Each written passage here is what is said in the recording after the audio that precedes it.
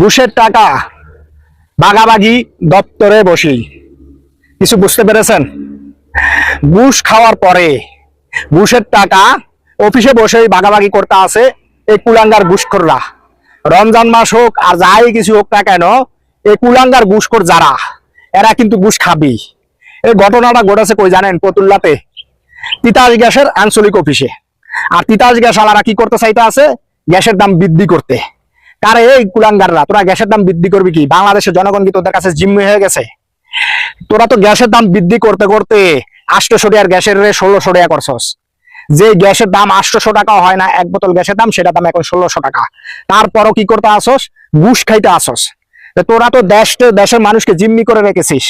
হ্যাঁ, তোদের মতন কুলাঙ্গাররা থাকার কারণেই বাংলাদেশে আজকে বাংলাদেশের এই পরিস্থিতি। ছাত্র জনতা কি দেশকে নতুন করে স্বাধীন করেছে এই ঘুষখোররা থাকার জন্য, এই অন্যায় অবিচার হওয়ার জন্য? গ্যাসের দাম কেন বাড়বে? না, বাড়বে না। কারণ এক বোতল গ্যাসের দাম 800 টাকাও না, এটাকে কেন 1600 টাকা তো আছে, এখন কেন আরো বাড়তে হবে?